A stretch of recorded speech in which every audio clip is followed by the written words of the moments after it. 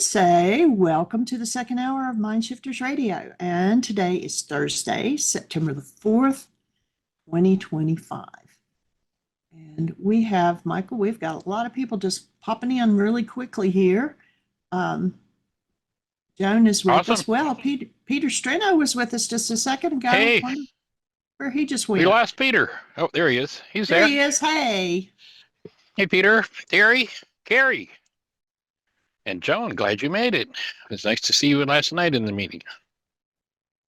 We had an awesome gathering last night with the codependence work. Susan is just doing a really fabulous job. We did a worksheet with a young lady who did her first worksheet and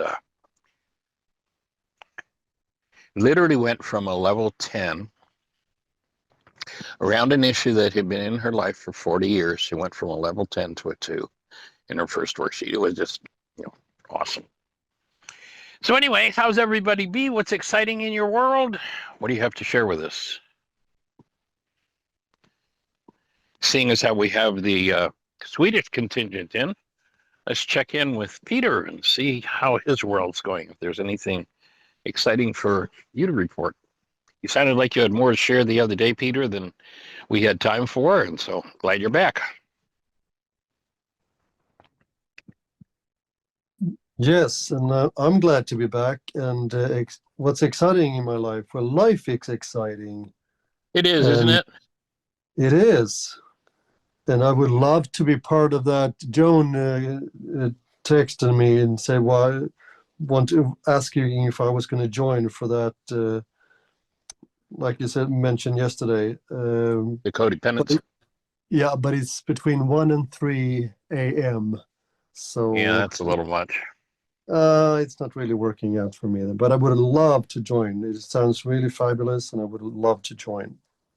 If you just send Jeanie a note, though, she'll put you on the list and she'll send you the videos so you can watch them. Several people are doing it, that haven't got the space to join or when they can't, and just watching the videos. So that's another option. Cool. Susan is coming. Susan is someone who came to her first intensive, first became aware of the work. I don't even know how she found it, but she called me one day and said, I have to be at your workshop, the 9-day intensive, about 2 months ago. And that was her first introduction. And she has decided to jump into the deep end of the pool and take it on. And the way she's going through the material and assembling it and putting it together, the process she's in, her willingness, it's awesome to watch. It feels like one of those signals that we are hitting critical mass. So, nice work, Susan. Yeah, that was actually one of the reason I wanted to call in. I've been today day off, so I've been out in the garden all day, but I'll listen to I revisited the Monday show where I was part of it, and the other shows as well. And I listened to first my part, and then I hadn't the opportunity. I wasn't able to stay on to listen to if we call it the Sean part for Monday. Right. But I did listen to today, and I was going to say how comment Susan F. I learned that now, Susan F. That how gracefully she was holding up the mirror for Sean, and I thought she did a marvelous job with that. And I took a look in that mirror. took a look in that mirror myself to the best of my ability, and having listened to my part of the show, if we call it that way, I think I heard myself, maybe it was also Friday, but I heard myself say many times, well, archery isn't important. It's not archery that is important. And and I also listened to then the show where Susan B is being honest and you helping her to catch, but then she comes back with some rephrasing, and that's what I would like to do. I'd like to rephrase that archery is very important. I would love to be the best in archery. I would love to qualify to the Olympics 2028 in Los Angeles. Even though everyone says it's not possible because of That'd the be amount. awesome. Well, everybody says it's not possible due to the amount of laps I've circled the sun. Anyhow, it's like it's really important. It's a really big part of my life, and even to the point, I had the thought, can that be qualified as secondary purpose? Absolutely. I mean, if you hold yourself up as this is impossible, look, folks, we just broke the barrier, I'd say that's a pretty high level purpose. I mean, that's literally, if you were in the Olympics, especially if you showed or won, that would be a major opening for humanity. And, it's like, I don't know if you remember when the 4 minute mile was, Roger the record. Bannister. Roger Yeah, everybody Bannister, tried to do the 4 minute four mile and minute they tried. mile. Nobody could do it. And all of a sudden, one guy makes it, Roger And it, Bannister, right? yeah, And yeah. and And then it's commonplace. then everybody shortly after he broke the record of the 4 minute mile, and of course all the professionals said it could not be done. And Yep. everybody, and then he went and broke the barrier shortly after he broke it. In a very short window of months, many people broke the barrier.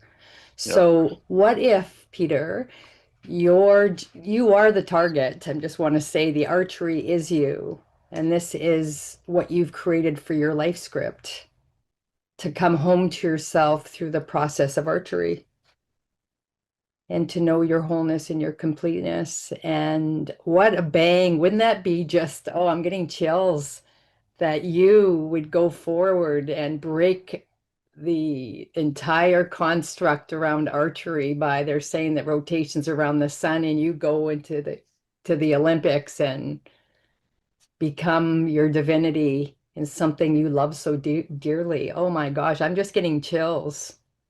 And it is doable. I'm your witness. And when two or more gathered together in the consciousness of the Christ, it is done. Two people believing it, and you got a I'll whole hold group. the space for it for sure. You have the whole team here. Ben, we got Joan waving, the whole team.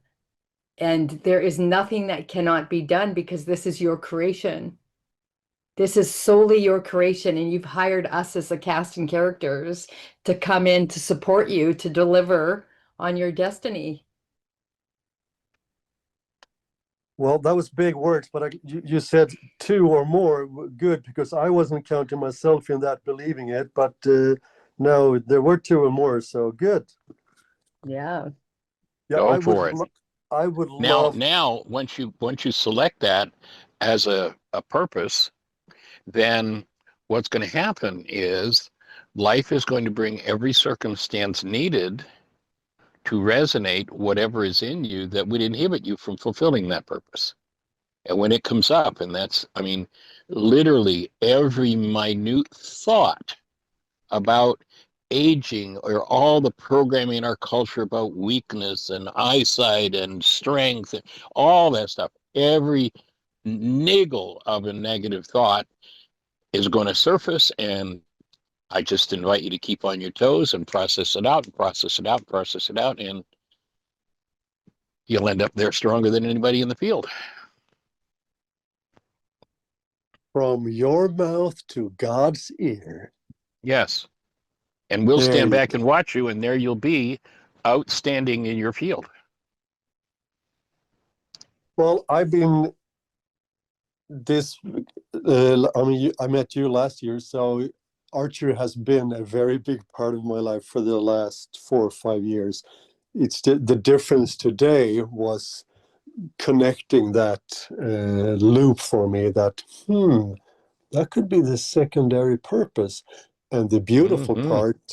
beautiful part is what you also touched upon now, Susan, is I get to do secondary and first purpose, secondary and first all together, because the way I have approached archery, and I know in the core of my being that the only way that I would ever be able to do what you just outlined, and that would be that will be through the forgiveness process.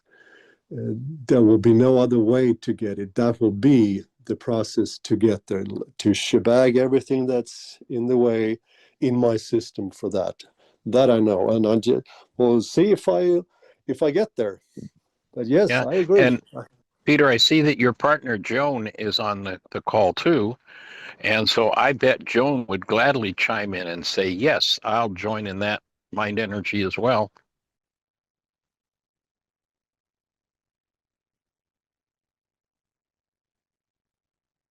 Good. Awesome. And she may not be at her phone at the moment, but anyway, fabulous. So what And else is exciting in your world? And well, what happened after the Tuesday morning after the when I was on the Monday, I just told Tanya also. Remember, I told you guys that I was standing up, jumping up and down. I was so excited. right, I also realized that I was lying on my tummy on the bed. I never lie on my tummy, never. I was lying in bed. I just standing up, jumping up and down. I was lying on the bed and with my feet up, like angle, 90-degree angle in my knee joint. right. The things you see kids do. I never do that, but I did that. I did that while I was talking to you guys Monday. Sounds like a physiological shift. Oh, big time. I mean, I was so being that kid. Well, anyhow, Tuesday morning, I went for a swim, and while swimming, I I had that memory again coming up. Me being going to school first time, first day, first grade one, and Right, holding my mama's hand. And as I was swimming, I could sense how I made the choice, and I took my hand, I pulled it back out of her hand, and as I was swimming, I stopped breathing. It felt like the whole system just went stop. Just like if you throw a switch, like just like you say with the breath. But it was so intense as I was swimming, crawling there. I just everything just stopped, and then I had to stop some, and then I had to breathe with that whole thing. And the saying of in order to live, everything else have to die, or the old has to die. And it was I have been visiting so many different memories in my life, in this current life, of how making that choice over and over again, wanting or aiming to be one of the cool guys, and then deciding to do or be something that I really wasn't. And so many of those memories has flashed by me. And so it's good stuff, really, really good stuff. Everything. And in order to live, you need to die, right? Something like that. I don't know exactly the yeah, same. yeah. The non-being self has to go to make room for being to show up. Yep. Yeah, it's so clear. The mask that I have taken on, the mask that I've been hiding behind, and thinking that that's that one I needed, needs to go. And yeah, Cool. And I see Joan's got her mute button off. So Miss Joan, how are you, young lady? Yes, I just want to say, of course, I'll be supporting you, Peter. Awesome. lovely. So now we have at least 4 joined in this mind energy of seeing, of visualizing Peter getting the Olympic gold medal in archery. When Well, do those today, Olympics occur, Peter? well, it was really interesting because what you said now, that was a thought that I had during the day, that I would love to qualify for the Olympics. I would love to be the first one surpassing 680 points. And there was one other thing, but all the different things that I lined up in my mind, there was no beating someone else to make that happen. The only thing Right. that I wanted to beat in that goal was to beat the odds, to beat the record, but it was not involving beating someone else. Right. And I just thought it was really interesting. And then, like you say now, I also had the thought that to win the Olympic gold, then you have to beat all the other ones. But the thing that really came to me was to beat the odds. That's enough. Right. And maybe you don't need to beat anybody else. All you need to do is win the Olympic gold. That's a thought, but you know how it is. You go up against another person with a match, so I have to go through that Yeah. in order to win the gold. And so you win each match.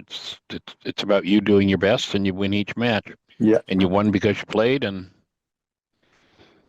that's true. And That's this whole also, thing of beating is a false construct of the mind that we probably would do well to be free of. Go ahead, Joan. I don't have anything else to say except that I'll be holding that vision for you, Peter, of reaching those goals. Well, we could all join. It's in Los Angeles. It's 2028, summer of 2028. Summer of Great idea. 28. and I just wanted to say to Peter that, first of all, I'm super celebrating your actuality. And also, your person that you're talking about is your match, is just you facing you, Yeah. which is really beautiful. So you can consciously, throughout these next time space years, really training your mind to think about the person that you go and match. You're not going against them, you're matching them. And so how would you want to approach you? How would you want to face you? And in how you show up as that active presence of love is what brings the highest and greatest good to you and you.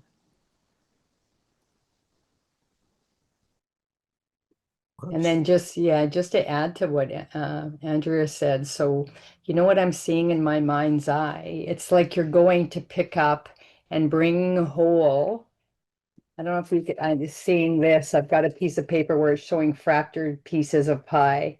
They're all separate. And then you're bringing each of those pieces every time you meet yourself on the archery, as the old way would have been as an opponent. It's just coming in a winning mind that you're calling them home. And you are in the space to do that, to bring those parts home, and then watching yourself walk up to that podium because it's complete. You've called every part that you go up with that I've got you in conscious present love, and you get to come home. And then you go collect your gold medal in wholeness. I can't wait. And as Michael says, everything that's in the way of that, everything is the way of that for now, for the next time span, for this season, we're going to call it. You just face everything in conscious present love. And I just want to remind you that the work you've done to call in Michael and Jeanie, you're right on target. And the analogy I used of being in the swim lane, you're in the center swim lane now. All you have to do is swim the laps.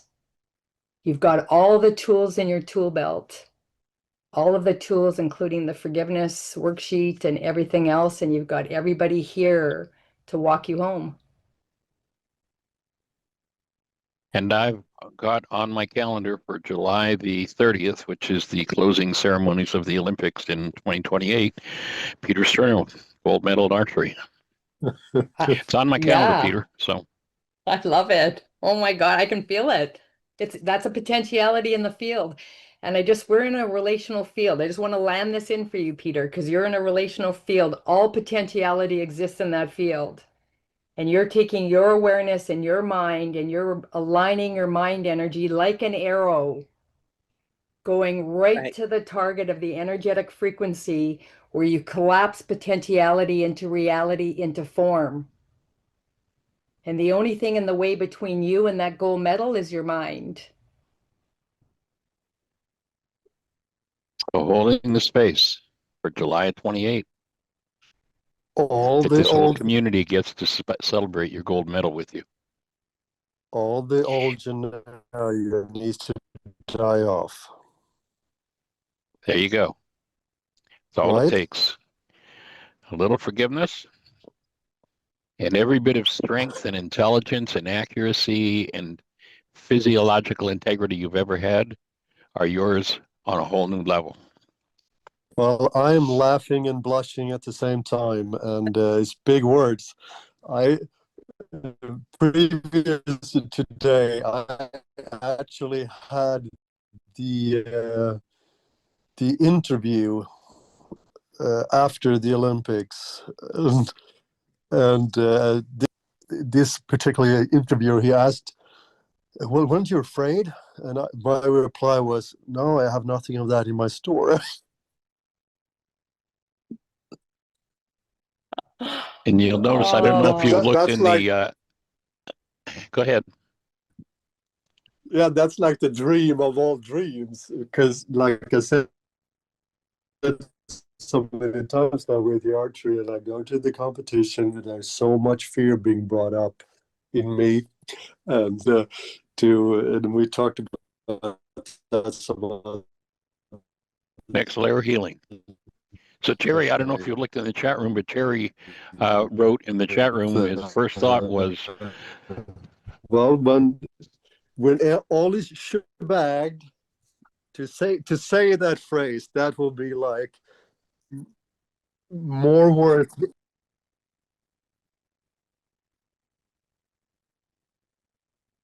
cutting out in and out a little bit, Peter. Oh, I'm not saying, because I thought you were going to say something more. Okay. So Terry wrote that his first thought was that that's one of the sports that age would not have to be any restriction, and Peter could absolutely do that. So you've got another vote in here, and Cami says, I had that thought also. And so now we're up to at least 15, 14 minds joined. You got a platform. It's not me thinking. It's the Swedish Olympic Committee will not. They all say, I don't know, but they all say that they will not let a almost 60-year-old person attend the Olympics. No, mine's changed. But that's just words. Yeah. But that's what they all keep saying to me. But I'm open to change that. So, Well, we'll hold the space.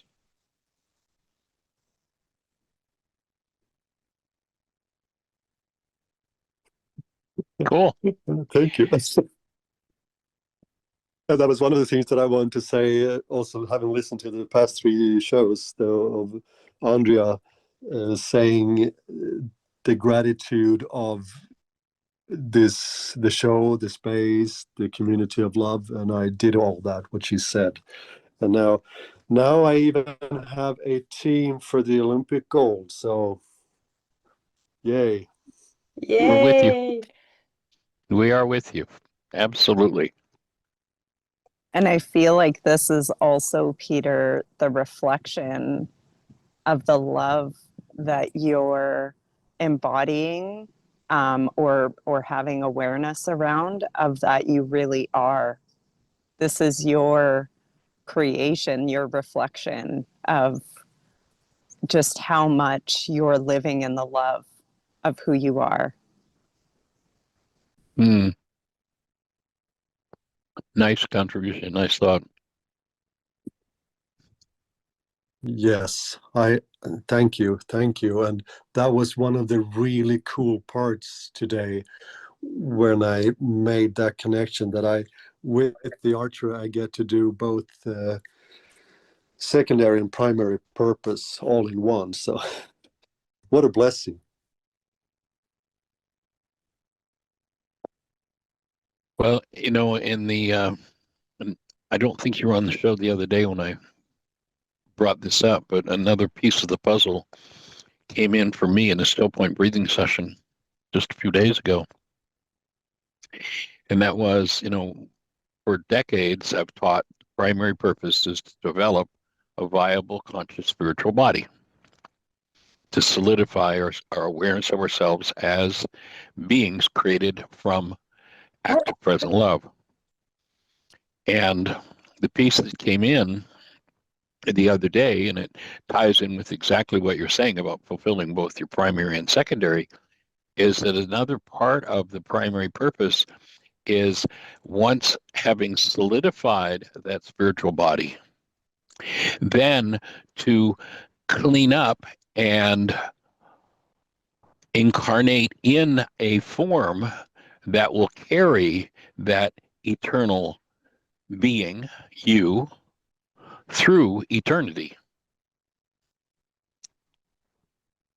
And that's when we get to start to see what human life is really capable of and what we're really here for.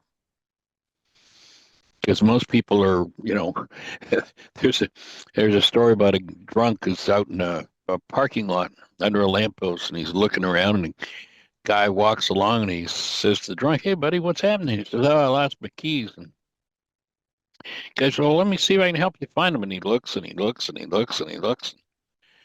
The guy says to the drunk, "Hey, Mac, you know, your keys just aren't here." The guy says, "I know, they're not here. I lost them in that parking lot over there." And the guy says, well, why are you looking here? There's no lamppost over there.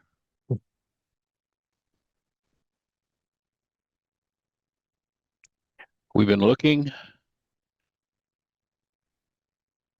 from a mind that's blind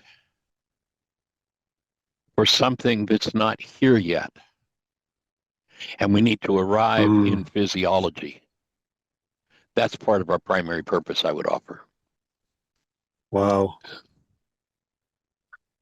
And so you perfecting your form to be able to carry out the actions necessary to win that gold, it's a perfect expression of it, and do it, and it's held up to all the world.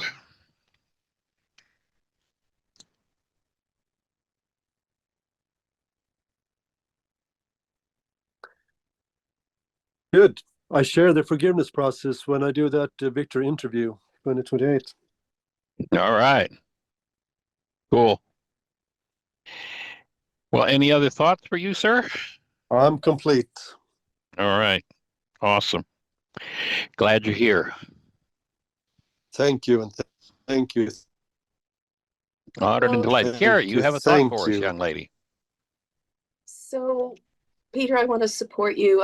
I just, I'm holding you in my heart and mind, and I'm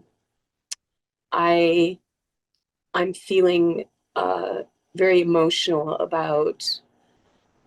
It's a positive emotion of love just pouring out towards you, and knowing that you can achieve something extraordinary. So, I'm here for you, holding the space. And I'm also going to put it on my calendar. So I think that's wonderful.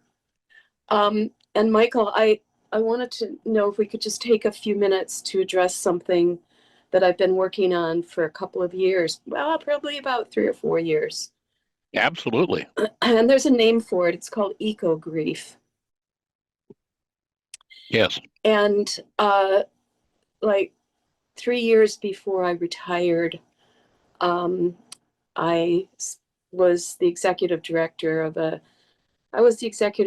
not-for-profit land conservation land trust where Right. my work is to protect the earth. And we found out that one of the prairies that we were stewarding, it was a really, really rare over 8,000 year old gravel hill prairie.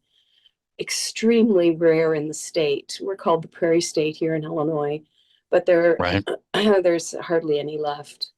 And it was owned by the airport and in Winnebago County. and they decided that they were going to put a road through this prairie. And it didn't seem to have much purpose, and the design was not great. So we hired engineers to redesign it and came up with alternatives. And I started with my board a campaign to protect this prairie. And the campaign that we started was a legal campaign.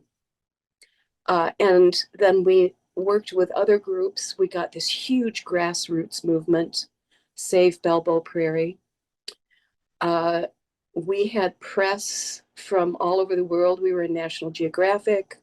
We were working, so our lawsuit was against the Department of the Interior because it was Department of Transportation and the Right. Aviation Administration and all this stuff. And I said at the beginning of this campaign that I was leading with all of the grassroots and everyone, when we held meetings, I said, this is a respectful campaign. This is a no-name calling, but a heartfelt campaign. And so we addressed the board every month. We had speakers who came. We had local news, national news, radio shows. We attended county fairs to get people involved. It was a huge thing for like 3 years. Well, ultimately, the lawsuit went through different courts, and the airport and the FAA were allowed to do their dirty business. And there was a group of people that I worked with who, the night the bulldozers were coming in early in the morning, we did drumming. They walked around the airport prairie, drumming and singing all night long. It was a very emotional goodbye to this beautiful ancient being. And I wrote an article in a national magazine about eco grief with a co-worker, a co-partner of mine. She also wrote an article about the eco grief. And so I spent a lot of time doing forgiveness work on the individuals. And I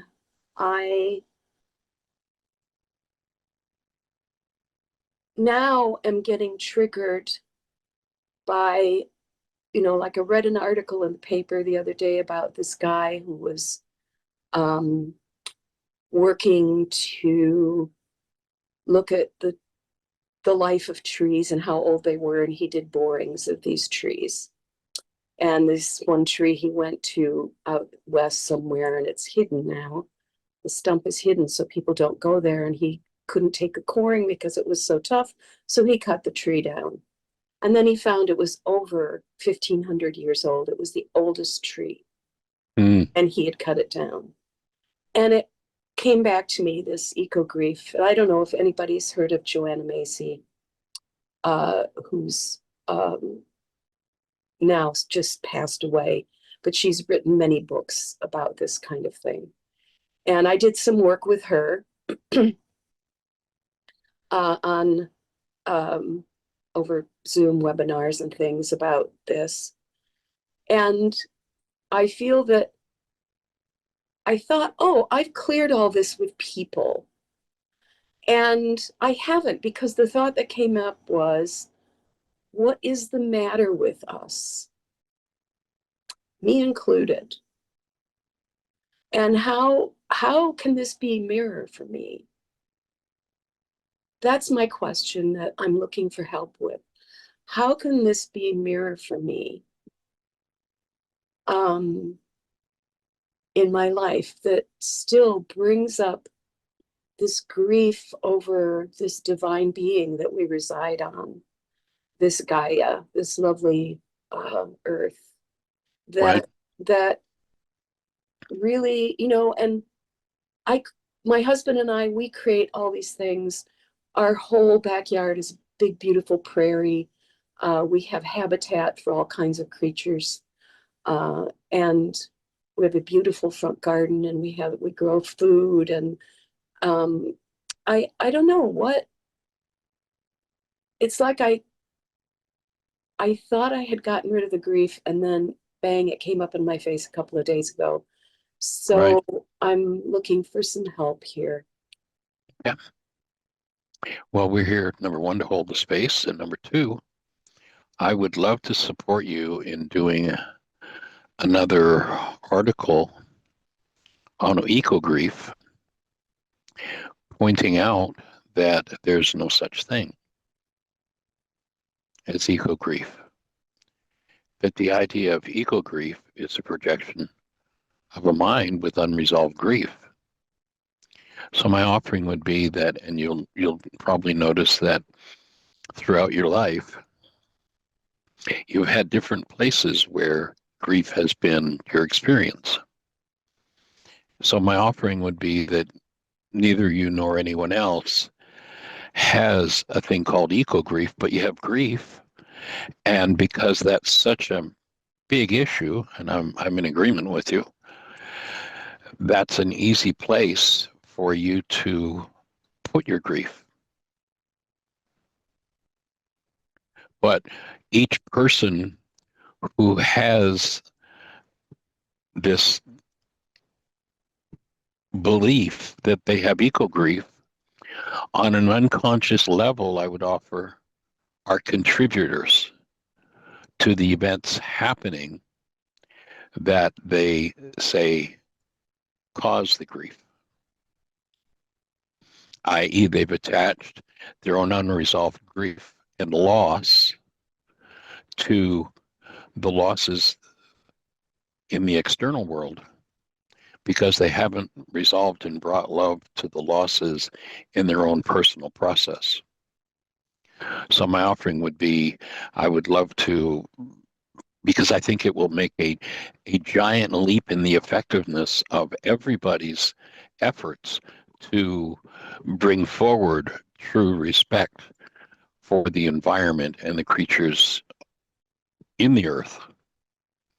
If every mind that turns its attention toward that is a mind that is clear and connected to love, and even if they stood in front of one of these tragedies, could not feel grief. So breathing with you. We need a workshop on that. Yeah, let's just breathe together for a moment here.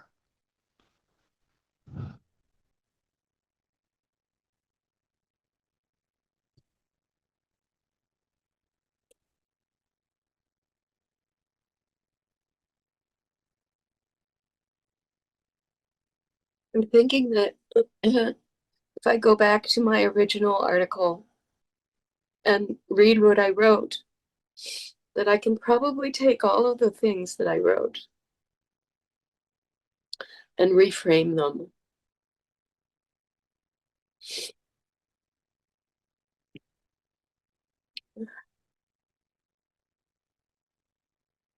Is there, as I was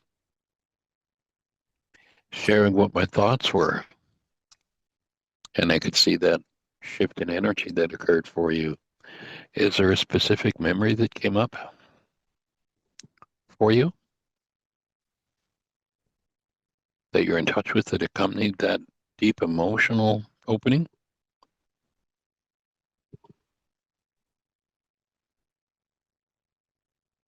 Not a specific memory, but people are so wounded and traumatized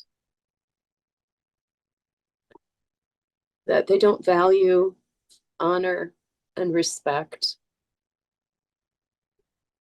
the life-giving world, and of which they are part, of which we're all a part, of which we are. We are one. And so it And that's has a always, result of unresolved trauma. yeah, it's always felt like an attack on themselves, on ourselves. It is when we're dissociated from ourselves. That's exactly what it is.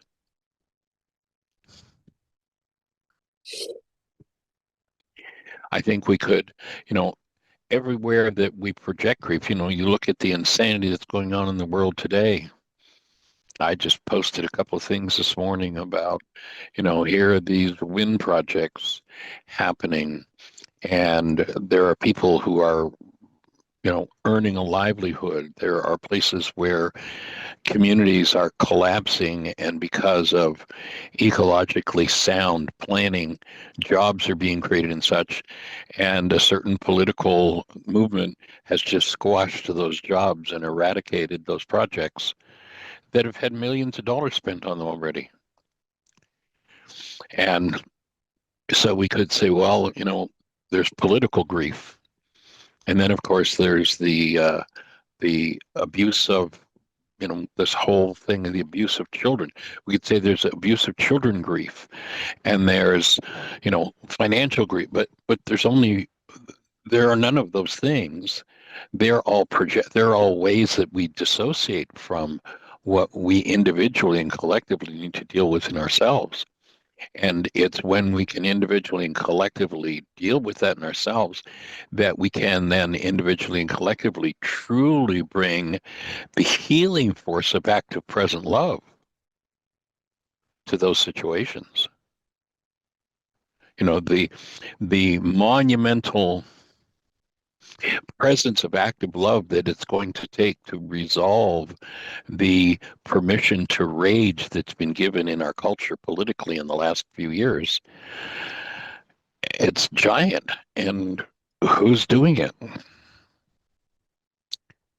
If somebody doesn't bring the healing force of love to any of those issues, whether it's the environment, whether it's the job market, whether it's the sexually abused children, whether it's the degradation of women, whether it's the degradation of the environment, if somebody doesn't develop the capacity to bring forward conscious, active, present love so that there is the energetic presence that brings healing to that, then it's not going to happen. And the more people that are recruited through their grief to look at those things, the more creative attention based in trauma goes to it, and the more destruction occurs. The more destruction is energetically invited in by that unresolved energy, would be my offer. Does that fit? Does that make sense? Well, it does. And I guess I have sort of trouble seeing the connections between grief and rage. And I'm now starting to Rage? see that grief is an expression of rage. Well, my offering is that rage is thought of as an emotion, but rage is actually an anesthetic. Rage is an internally produced, an internally generated chemical anesthetic that anesthetizes the underlying pain that's been resonated by any given issue. So the grief is just an expression of The that grief pain. is a thought disorder based in loss, would be my offering. Okay. Is it an expression of that pain then? That would be my take. Yeah. And so can I collapse the perceptual constructs that my mind projects about it being about something out there and reach down to the very root of where did the thought disorder that produces this grief come from? Was it at the moment when, just to give an example of how my take is on how some of these things can develop. A child moves from the womb and is still connected to its mother and is designed to be connected to its mother until that cord stops pulsing. And yet the doctor's got a golf game, so 10 seconds after the cord becomes visible, it's cut. And energetically, rather than gently disconnecting from that mode of connection to the mother and being on the mother's breast, the child experiences a disruption in that connectedness energetically. And what kind of thoughts come out of that? Loss. Where did it go? What that's just one little simple example. But how many places have we either mistakenly or based on actual circumstances formulated mind energy? Remember the opening words in John describe how creation occurs. And it doesn't say in the beginning was the Word and the Word became flesh and equate that word with a man named Yeshua. It says in the beginning was the mind energy and the mind energy became flesh. If let's take that as an example, the cord is cut instantly before the child is put to the mother's breast. The child experiences disconnection and therefore loss, and in a rudimentary way formulates this sense of loss, of disconnection. That's mind energy. And what we know happens is when mind energy is sourced within a particular physiological system, that mind energy literally is an actual molecule called a neuropeptide that will circulate in the structure until it lands on a cell with a receptor site that matches. And it will insert itself in the cell. And if we were standing inside of the cell, watching that neuropeptide land on the receptor site, as it inserts itself, what we would see is what we call chemistry, flesh, mind energy becoming flesh. And anywhere that we hold, say again? As you were speaking and saying all of that, I had this memory. And I also think maybe that's who I am. And I brought this in with me because it's probably intergenerational. My ancestors who were me. And the memory that I have is I was probably about 5 years old, 6 years old. And we were visiting some friends up in Michigan at a lake. And my dad was really excited because they were going to fish the fish and cook it for dinner out on a fire. And my dad caught this fish and killed it. And I stood there and burst into sobs. I was just sobbing. Yeah. And I know that that's carried throughout my life because my husband's brothers are big fishermen. And I walked down one day to the lake to see them. And I said, well, aren't you going to even eat these fish that you caught? And they're not. And they were like, no, we just fish for sport. We catch them and then we throw them back in. And I said, I quoted something I had read about how many fish who were thrown back in, got infections and died. And so ever after that, they always laugh at me saying, oh, Carrie wants us to give the fish antibiotics before we throw them in.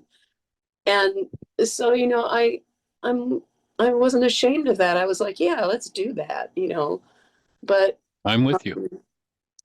I'm not, so people say to me, oh, well, you eat meat. I say, yes.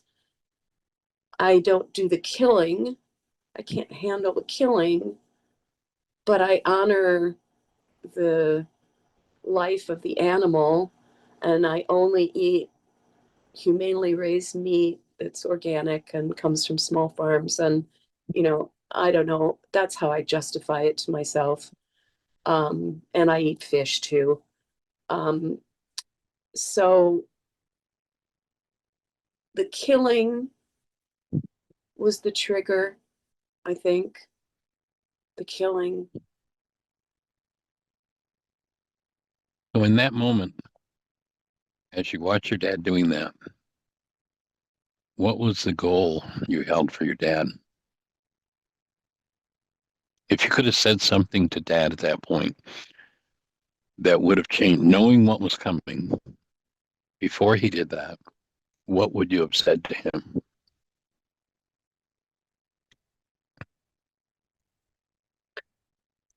Don't do the killing. Don't kill. It's the same sentiment and dynamic as I heard you expressing about the prairie. Yeah, Exactly the same. Same thought.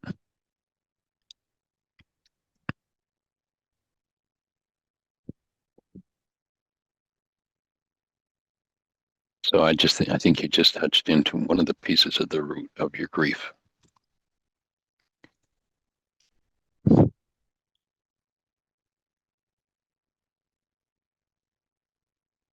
And each of us,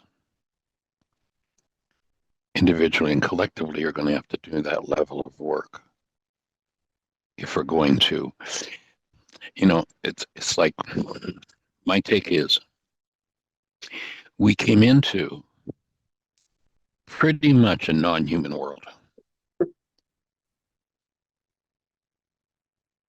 Now, I think about it using your example. When I was a kid, I used to fish all the time.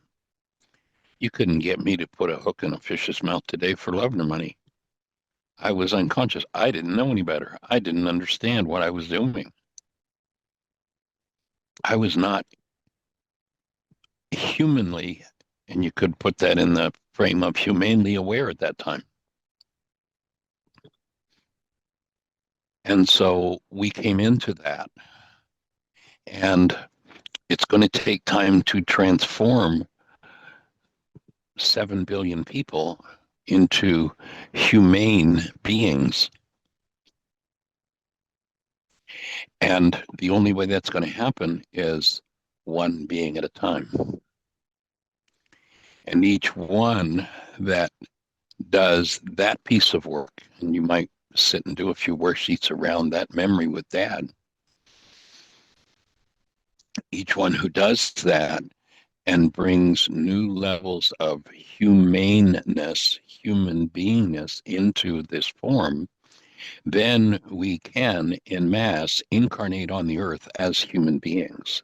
And human beings are not about bodies. If you've ever held a newborn child, that's what human life is. And there isn't much room for it on the earth at this point.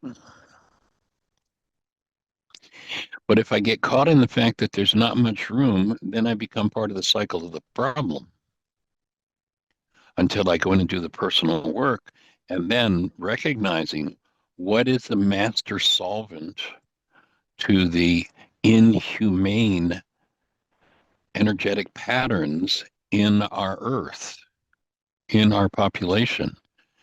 The master solvent is the literal conscious active presence of love, a human life. Who's going to bring it? It's easier to fight against something than to do the work required to face this level, the trauma of a child of 5. I can remember, my daughter was probably about 3, and we caught a mouse in a trap, and exactly the same response you just talked about. She was just in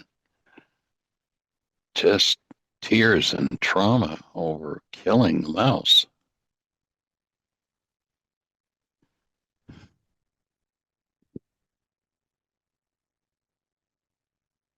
So maybe the eco healing opportunity, or the healing opportunity that comes around what's being done to the earth, might be something we can help to move forward.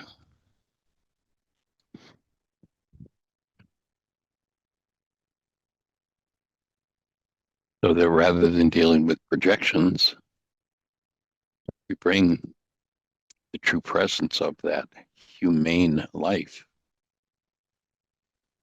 to even the most tragic of circumstances, because that's the only thing that's going to bring transformation.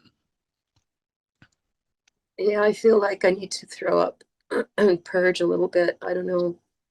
Yeah, your body's going to do a detox. There's a lot going on physically. Yeah. Breathing with you. Let's just breathe.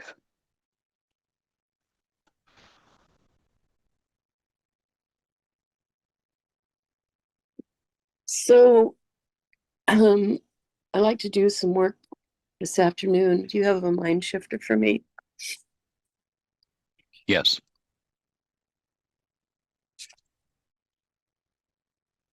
Okay, I'm ready. I easily embrace the deepest levels of my own dissociated mind.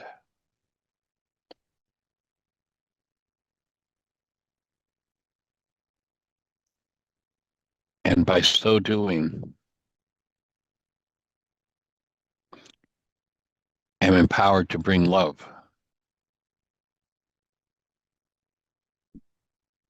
to every atrocity in the world.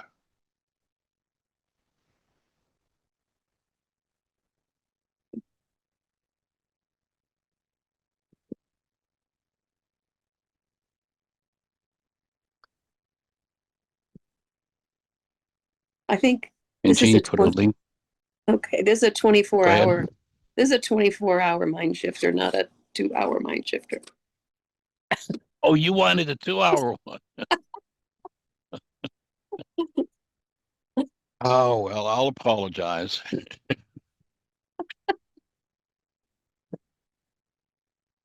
Jeanie put in the notes a link to some radio shows we did on shame, guilt, and grief. You might want to catch those. And Dawn put in a couple of books, Coming Back to Life. Literally, that's a great title, right in line with what we've just been talking about. And World as Lover, World as Self.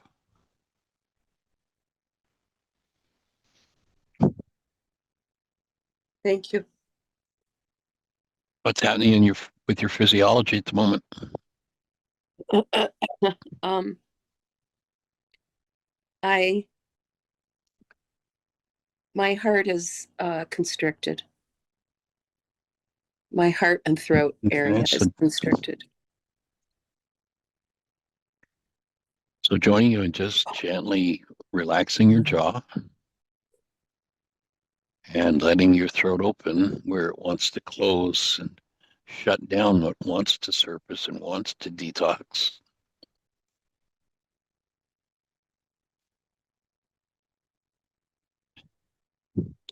And joining you in opening your heart energy where perhaps it's been assaulted so many times. There's a belief it's too much. If that fits.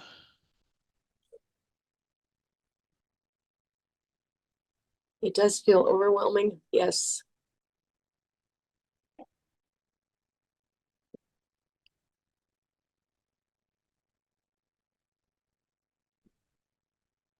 Probably related to the overwhelm that the little girl felt as she watched this atrocity being perpetrated by someone she cherished. It's a big assault to the senses.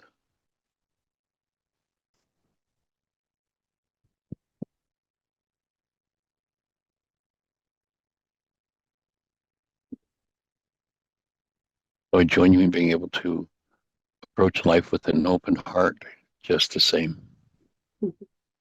And knowing that it's safe to do that. Can I ask a question, A heart Michael? that connects. A heart that connects and allows the full flow of love to process through. Go ahead, Susan, sure. So I'm just gonna make sure. So if there's no meaning to anything here, and this world is a stage, labels like atrocity, how can that be? Well, I'm not sure that there's anywhere that we'd find a truth that there's no meaning.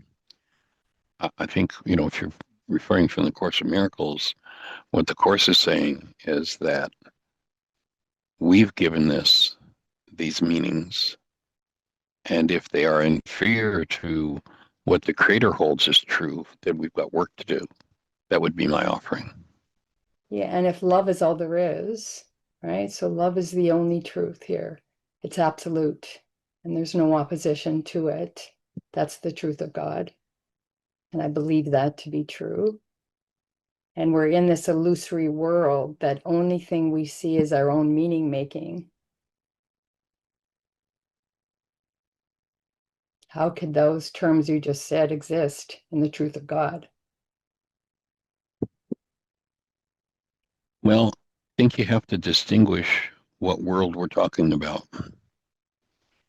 My offering would be that there is a lowercase w world, Mm-hmm. the one we made, and that's the one the Course is referring to here. Then there's an uppercase W world, the one the Creator made. The Course says, think not you made the world. Illusions, yes. We made up all kinds of stories that have no meaning in truth. Yeah. Illusions, yes. But what is true in heaven and earth is beyond your naming. And Yeah. that only comes through direct experience, which is funneled into us, given to us through our human beingness. And that fits. So I see as you're speaking then for me, and because I'm just wanting to land this in my own consciousness. So the tool of forgiveness, so anything I see in this illusory world, because the mind's having its mind image of what's going on here. And in the truth of God, it's only love. And that's my journey is to in the Course in Miracles, we're on a journey without distance to a place we never left. So I want to be in the direct experience of that truth. And yet I'm in a mind that is in this illusion. And so by forgiving everything I see through the tool of forgiveness to collapse the mind energy, it brings me back to the direct experience and the actuality of that love. Is that The only thing that is truly, truly existent. yeah? Yes, that's how I So would the see it. two. Okay, yeah, that's what I'm wanting. That so everything that's showing up, and even with Carrie's example, and I loved how you framed it around the grief. You know, the grief is in her field, in this case, her example, and that is the energy of that was hidden to her. It's denied in her own mind. So dissociation occurred, pushed down, and created images so she could see it in the outer world for its healing. That And sounds so good, Susan. That really resonates with me. awesome. And so now, like, what a beautiful, as you're speaking, because I can feel you sharing this was so helpful because we collapse. It's just too much. It's too overwhelming for the system to process. And then now you get to use the eco grief that was the projection and bring it home and recognize that was the dissociation image of your own mind. And now that you found it, we get to collapse the perception and then bring it back to find the origin of the mind energy that created it, that grief. And it might be ancestral right from the very beginning. And then return it once that's collapsed. Then of course our natural origin is the love that we are. We are that love, and nothing can separate us from that. And as Michael says, we get to be that in this life. We get to be in life, which is love flowing through a cell, and anything that comes in our awareness that isn't that, we hold the love that which we are for the tipping point of humanity.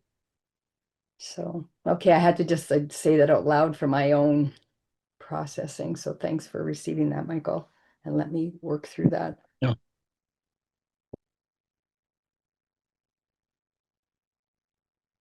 Holding the space. So any other thoughts, Gary? Anything else we can support you with? No, I'm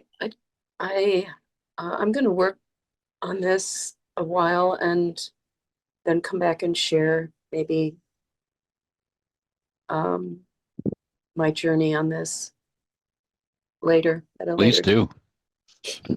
Please do. And if I can be of any support in bringing this to another level of awareness to this community, because there's certainly a community of people who are out there taking action. And what I know is that when I can take action from a space of conscious, active, present love, I can become a force multiplier where when I take an action from something unresolved within myself, then in taking an action, I'm actually contributing to the very thing I'm fighting against. This is the principle where Yeshua says, resist not evil.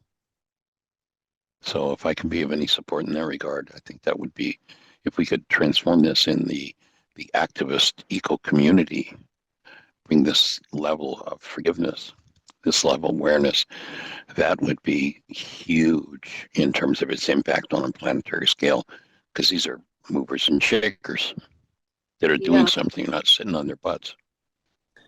And I'm being willing, able to contribute to that community.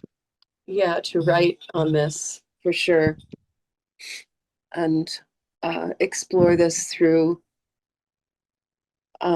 Joanna Macy's work, but also Charles Eisenstein, his book, The More Beautiful World We Know Is Possible. So thank you so much. Thank you. Honored and delighted, and thank you everybody for holding the space, and certainly congratulating Peter on his win in the Olympics in 2028. Blessings, Peter. everybody. See you tomorrow.